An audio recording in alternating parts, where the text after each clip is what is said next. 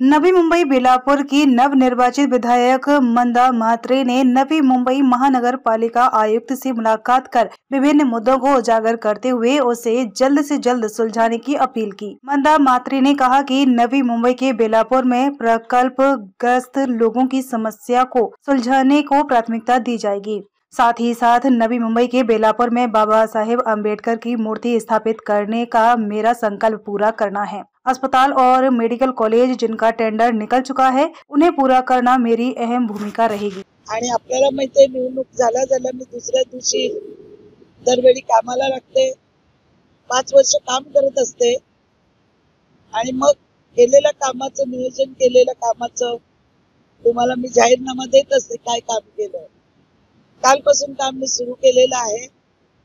कामाची सुरुवात झालेली आहे। ज्या काही मागण्या होत्या त्या मी मागितलेल्याच आहेत आणि अजून काही करायच्या असतील नवीन ज्या लोकांच्याकडनं आलेल्या आहेत काही सूचना त्यासाठी आज मी आयुक्तांची भेट घेतली।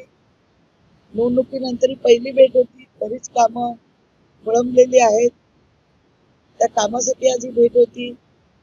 तिसऱ्यांदा निवडून आल्यानंतर सुद्धा जर गावठाणाचा प्रकल्पग्रस्तांचा प्रश्न सुटत नसेल तर त्यासाठी त्यांच्याशी चर्चा केली आणि येणारा मुख्यमंत्री बसणार पहिल्याच आठवड्यामध्ये गावठाण विस्तारासाठी आपल्याला काय करता येईल नेमकं आणि कशा पद्धतीने प्रकल्पग्रस्तांना सवलत उपलब्ध करून देता येईल बांधकामामध्ये त्या पद्धतीने त्यांनी आराखडा बनवलेला आहे। तो आराखडा बनवल्यानंतर तो आम्ही पास करू, जनतेसाठी ठेवू, जनतेच्या त्याच्यावरती आम्ही ओपिनियन मागू आणि मगच तो जाहीर करू। त्याला गावठाणला प्रकल्पग्रस्तांना प्राधान्य देण्यात येईल।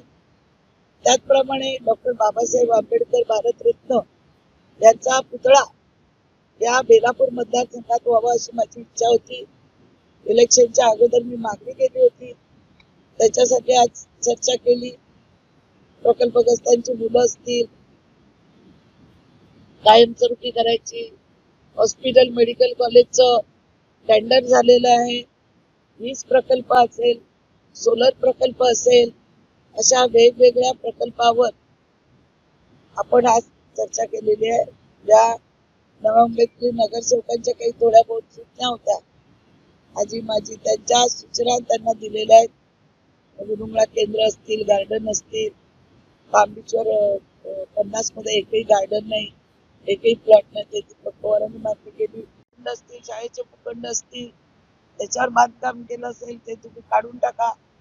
पण जे गावामध्ये लोक स्वतःच्या घरावर घर आज बांधू शकत नाही त्यासाठी पहिल्या प्रायोरिटीने मुख्यमंत्र्यांकडे मीटिंग करून हा प्रश्न सोडवण्याचं काम आम्ही करणार आहे आणि लवकरच प्रकल्पग्रस्तांना आम्ही हा दिलासा देणार आहे।